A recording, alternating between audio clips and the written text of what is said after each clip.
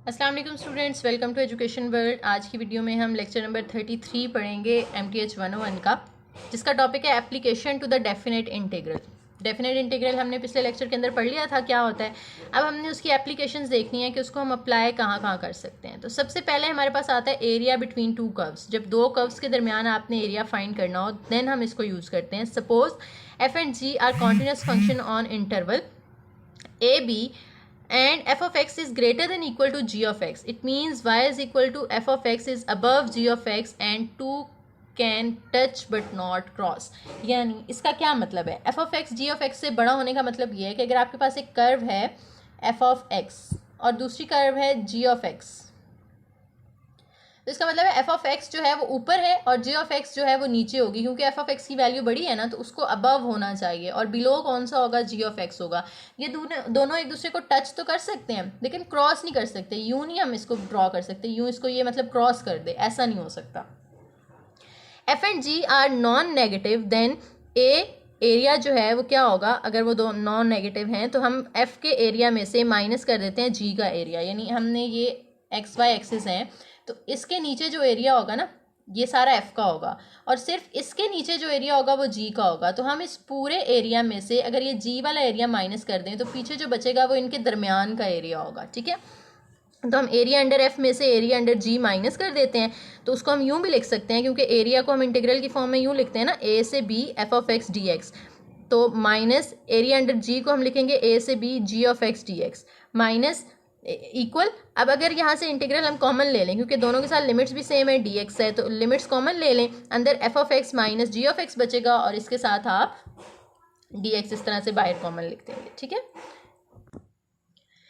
Next definition हमारे पास, अगर f और g दो कॉन्टिन्यूस फंक्शन हों किसी इंटरवल के ऊपर और f ऑफ x अगर g ऑफ x से बड़ा है उन सारे इंटरवल की वैल्यूज़ में, then the area of region bounded by y is equal to f of x, below by y is equal to g of x, on the left by line x is equal to a and on the right x is equal to b। क्या मतलब है इस बात का? कि जैसे ये graph आपको नज़र आ रहा है, अगर ये ऊपर वाली कर्व एफ ऑफ एक्स की है और नीचे वाली कर्व जी ऑफ एक्स की है, तो एफ ऑफ एक्स ऊपर है तो इसका मतलब है एफ ऑफ एक्स ग्रेटर है जी ऑफ एक्स से, और जब ये उससे ग्रेटर होगा तो ये इसके जो लेफ्ट साइड पे वैल्यू है एक्स की वो ए होगी और राइट साइड पे बी होगी। तो ये उन्होंने यहाँ पे बताया। ठीक है, और इस इंटीग्रल को हम यूँ लिख सकते हैं जैसे अभी हमने पीछे ड्रॉ किया था कि इंटीग्रल ए से बी तक लिमिट्स हैं, बाहर डी एक्स है और एफ ऑफ एक्स के एरिया में से आप जी ऑफ एक्स का एरिया माइनस कर देते हैं। अब एग्जाम्पल करते हैं, find area of region bounded by y is equal to x plus 6 and below by y is equal to x square on sides by x is equal to 0 and x is equal to 2। तो x की limits यहाँ पे हमें दे दी गई हैं 0 से 2 तक, वो हमने यहाँ पे लगा दी। अब f ऑफ x में से हमने g ऑफ x माइनस करना होता है, तो हमें कैसे पता चलेगा कि हमने ये f ऑफ x है या ये f ऑफ x है? यानी हमने x प्लस 6 में से x स्क्वायर माइनस करना है या x स्क्वायर में से x प्लस 6 माइनस करना है। तो वो ऐसे पता चलेगा कि 0 से 2 के दरमियान आप कोई भी वैल्यू ले लें। जैसे 0 से 2 के दरमियान एक वैल्यू आती है 1। ठीक है, तो 1 को आप दोनों में पुट करके देखें। यहाँ पुट करेंगे x की जगह तो 1 प्लस 6 7 आ जाता है, और यहाँ पुट करेंगे तो 1 का स्क्वायर 1 आ रहा है। तो किसका आंसर बड़ा आ रहा है? इसका मतलब है ये बड़ा फंक्शन है, तो हमने बड़े में से छोटे को माइनस करना होता है। तो ये x प्लस 6 पहले रखेंगे और माइनस एक्स स्क्वायर करेंगे। अब आपने इसकी इंटीग्रेशन करनी है। x की इंटीग्रेशन क्या होगी? पावर में 1 प्लस करें और पावर के साथ डिवाइड कर दें, तो यानी एक्स स्क्वायर बाय 2 आ गया, प्लस 6 इंटू अंदर कुछ भी नहीं है तो कांस्टेंट होगा 1 की इंटीग्रेशन x हो जाएगी, plus 6x minus X square की इंटीग्रेशन पावर में 1 प्लस करेंगे तो 3 आ जाएगा और x 3/3। साइड पे आपने लिमिट्स लिख दी 0 से 2 तक। अब आपने अपर लिमिट पुट करनी है। इस जो 3 जगह पे x आ रहा है इन तीनों की जगह आपने अपर लिमिट 2 पुट कर दी, माइनस लगा के पूरा फंक्शन दोबारा लिखेंगे और तीनों जगह पे आपने 0 यानी इसकी लोअर लिमिट पुट करनी है। तो 2 स्क्वायर बाय 2 करेंगे तो 4/2 आ जाएगा, प्लस 6 2 ज़ार 12 minus 2 cube 8/3 is equal to, ये सारा तो 0 हो गया ना, ये लिखने की ज़रूरत नहीं है। इनको सॉल्व करें, 2 2 ज़ार 4 12 माइनस 8/3, इनका 12 प्लस 2 ऐड करेंगे तो 14 माइनस 8/3, इनका एलसीएम ले लें 42 माइनस 8/3 और ये आंसर आ गया 34/3। नेक्स्ट एग्जाम्पल है, find area of region enclosed between y is equal to x square and y is equal to x plus 6। अब देखें इसमें हमें लिमिट्स नहीं दी हुई, पिछले क्वेश्चन के अंदर हमें लिमिट्स दी हुई थी ना x की 0 से 2 तक, तो इसमें पहले हमें लिमिट्स फाइंड करनी पड़ेंगी फिर हम उसका इंटीग्रल लेंगे। तो लिमिट्स फाइंड करने के लिए देखें ये दोनों इक्वल हैं, y, तो एक्स स्क्वायर और एक्स प्लस सिक्स को आप इक्वल रख सकते हैं, ठीक है। अगर इनकी लेफ्ट हैंड साइड्स इक्वल है तो राइट हैंड साइड्स भी इक्वल होंगी। आप एक्स स्क्वायर को इक्वल रख लें एक्स प्लस सिक्स के, ये दोनों यहाँ प्लस हो रहे हैं, इक्वल के इस साइड पे आके माइनस होंगे तो वहाँ जीरो रह जाएगा। अब आपने इसकी मिड टर्म ब्रेकिंग कर लेनी है। मिड टर्म ब्रेकिंग कैसे करते हैं, सिक्स के ऐसे फैक्टर्स ढूंढने हैं जिनको प्लस या माइनस करके वन आए। तो 3 2s are 6 होता है और 3 में से 2 माइनस करें तो 1 आता है, और बड़ी वैल्यू के साथ हम माइनस लगाएंगे क्योंकि आंसर में हमें माइनस चाहिए, ठीक है। तो -3x + 2x - 6, ये हमने मिड टर्म ब्रेकिंग कर ली, इसकी फैक्टराइजेशन कर ली। इन दोनों में से देखें x कॉमन आ रहा है, अंदर x - 3 बचेगा, प्लस इन दोनों में से 2 कॉमन आ रहा है, अंदर x - 3 बचेगा। तो x - 3 कॉमन फैक्टर है, वो एक दफ़ा लिख लें, x + 2 को आप अलग लिख लें इक्वल टू 0। x - 3 अलग से 0, x + 2 अलग से 0, तो यहाँ से x की वैल्यू 3 आ जाती है, यहाँ से x की वैल्यू -2। तो हमारे पास लिमिट्स आ गई -2 से 3 तक, ठीक है। तो मतलब हमने अब जब इंटीग्रेशन करनी है तो लिमिट्स हम ये लगाएंगे -2 से 3 तक। अब अंदर देखना है आपने कि कौन से फंक्शन में से कौन सा माइनस करना है, क्योंकि 2 दिए हुए ना आपको। अब पहले में से दूसरा करेंगे या इसमें से ये वाला करेंगे, तो वो कैसे पता चलेगा। -2 से 3 के दरमियान कोई भी वैल्यू ले लें, 0 ले लें, 1 2 ले लें, ठीक है। तो वो कोई एक वैल्यू यहाँ पुट करके देख लेते हैं। तो हम 0 देख लेते हैं, यहाँ 0 पुट करेंगे तो आंसर 0 आएगा, यहाँ 0 पुट करेंगे तो आंसर 6 आएगा। इसका आंसर बड़ा आ रहा है, यानी आपने x + 6 में से माइनस करना है x²। तो हम यहाँ पे कह सकते हैं कि x + 6 क्योंकि ग्रेटर है x² से, इसलिए हमने x + 6 में से x² माइनस किया, साथ में dx। अब x की इंटीग्रेशन करेंगे तो x²/2 आ जाएगा, प्लस 6 इंटू कॉन्स्टेंट है 1, तो 1 की इंटीग्रेशन x हो जाएगी, माइनस x² की इंटीग्रेशन x³/3 होगी। लिमिट्स लगा दें -2 से 3 तक। अब आपने अपर लिमिट पुट करनी है 3, 3²/2 प्लस 6 इंटू 3 -3³/3, ठीक है। जहाँ जहाँ x था वहाँ अपर लिमिट पुट कर दी, माइनस लगा के एक दफ़ा लोअर लिमिट -2 इन तीनों की जगह आपने पुट कर देनी है। अब 3 का स्क्वायर 9/2 हो गया, 6 3 18, -3 का क्यूब 27 होता है, 27/3 करेंगे तो 9 आ जाएगा। -2 का स्क्वायर 4, इवन पावर हो तो माइनस खत्म हो जाता है, ये 4/2 2 आ जाएगा, माइनस प्लस माइनस -12, और ये 8/3 क्यूब। अगर इवन पावर है या ऑड है, यहाँ पे ऑड है ना, तो ऑड में अगर माइनस आ रहा हो तो माइनस हम लिखते हैं बाहर, और ये माइनस प्लस हो जाएगा। इनका आप एलसीएम ले लें, एलसीएम लेने के बाद आपका आंसर आ जाएगा, देखें जी 9/2, 18 - 9 करेंगे तो 9 आएगा, 2 - 12 करें तो -10 आता है, और बाहर माइनस है इस वजह से +10 हो गया।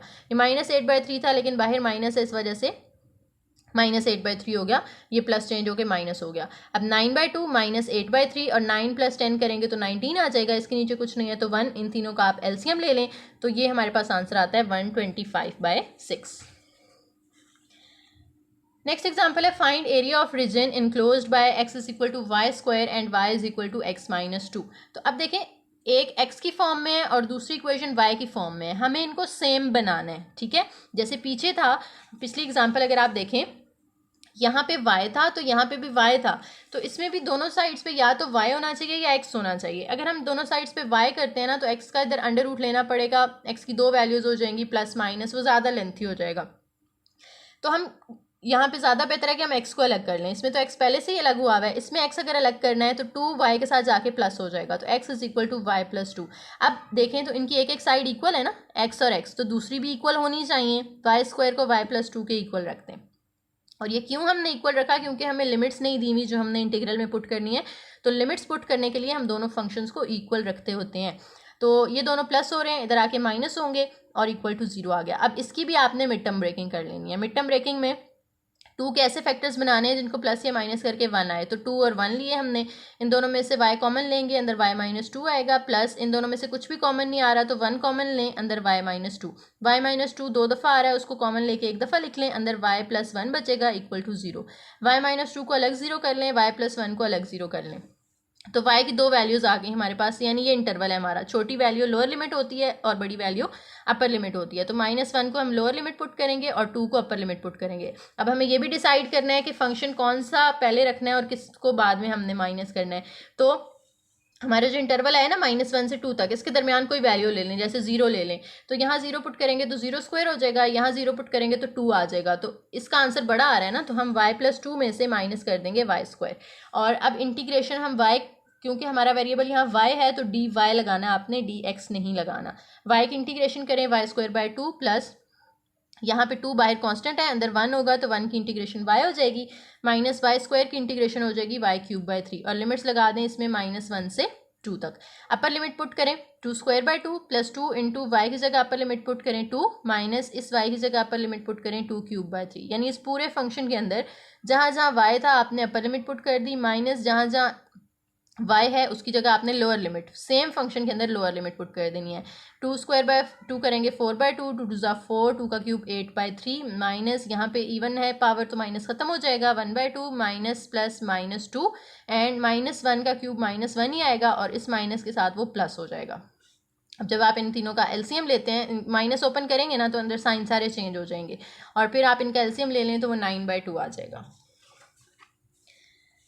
नेक्स्ट आपकी थोड़ी सी एक्सप्लेनेशन है यहाँ पे कि area between x is equal to V of Y and x is equal to w of Y. पीछे हमने f ऑफ x और g ऑफ x पढ़ा था ना, तो वो हमारी जो डायग्राम थी वो कुछ इस तरह की बन रही थी, तो वो x एक्सिस के अलॉन्ग थी। ये अगर y एक्सिस के अलॉन्ग आपका एरिया आ जाता है तो फिर आप f ऑफ x की जगह w ऑफ वाई कर दें, g ऑफ x की जगह v ऑफ वाई कर दें। अगर ये बड़ा है और ये छोटा है तो अब लिमिट्स कहाँ से शुरू होंगी?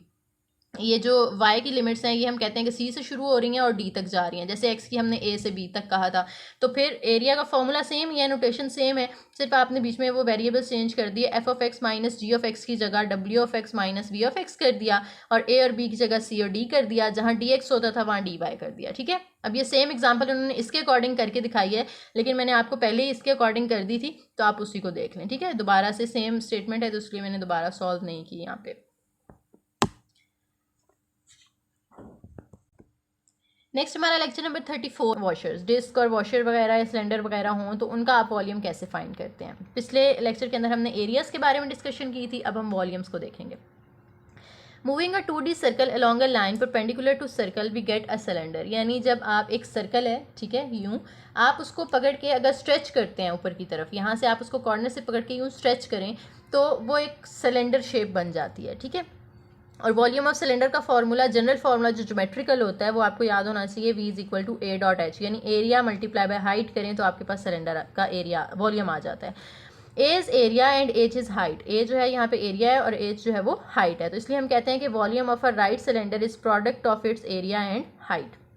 Volume is the product of area and height. But if the cylinder is not right, अगर सिलेंडर राइट नहीं है तो फिर क्या होता है, then we use method of slicing. Right का मतलब क्या है कि अगर वो उसमें ज़्यादा पार्ट्स आ रहे हैं तो फिर आप उसको स्लाइस कर लेते हैं, वो सेम सिलेंडर की शेप नहीं है, कुछ इस तरह से सर्कुलर फॉर्म में या कुछ इस तरह से आ रही है, तो आप उसको छोटे छोटे पार्ट्स के अंदर डिवाइड कर लेंगे, एक सर्कल फिर दूसरा सर्कल फिर तीसरा, तो हर सर्कल का अलग अलग आप वॉल्यूम फाइंड करेंगे, फिर सारे वॉल्यूम्स को आप ऐड कर देंगे।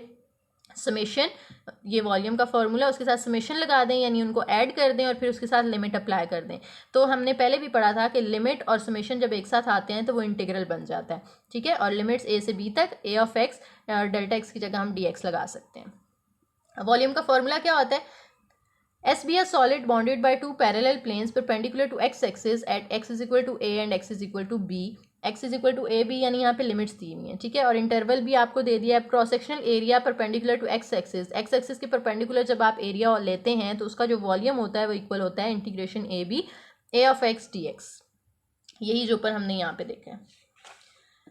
सिमिलरली अगर y के लॉन्ग हमने देखना है तो a ऑफ x की जगह a ऑफ y आ जाएगा, dx की जगह dy आ जाएगा और a b की जगह c d आ जाएगा। उसके बाद आ जाता है डिस्क।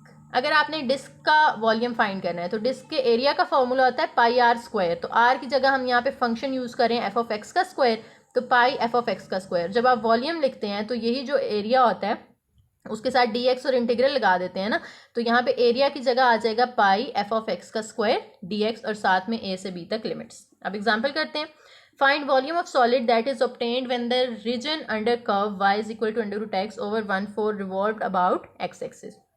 तो हमने ऊपर देखा है फॉर्मूला, a से b तक लिमिट्स हैं, तो a से b की वैल्यू हमें यहाँ से 1/4 दी हुई है, तो 1 से 4 तक हमने लिमिट्स लगा दी, साथ में pi as it is F of x की जगह हमने ये वाला फंक्शन यूज़ करना है जो हमें यहाँ पे दिया हुआ है under root X. F of x का स्क्वायर था तो अंडर रूट एक्स का भी स्क्वायर आ जाएगा, साथ में डी एक्स।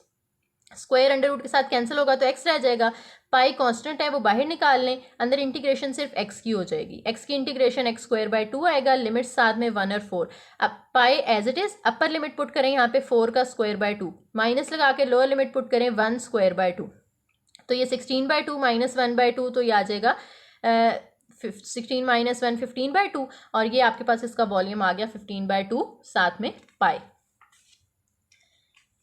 नेक्स्ट एग्जाम्पल है, drive the formula for the volume of a sphere of radius R. आपने एक रेडियस है उसके वॉल्यूम का फॉर्मूला ड्राइव करना है। तो इक्वेशन ऑफ सर्कल, पहले तो जो स्फेयर होता है वो सर्कुलर फॉर्म में होता है ना, तो सर्कल की इक्वेशन लिख लेते हैं, X square plus Y square is equal to R square. यहाँ से वाई स्क्वायर रखें, एक्स स्क्वायर वहाँ जाके माइनस हो जाएगा। स्क्वायर खत्म करने के लिए दोनों साइड्स पे अंडर रूट ले लेंगे, तो वॉल्यूम इक्वल आ गया हमारे पास इंटीग्रेशन।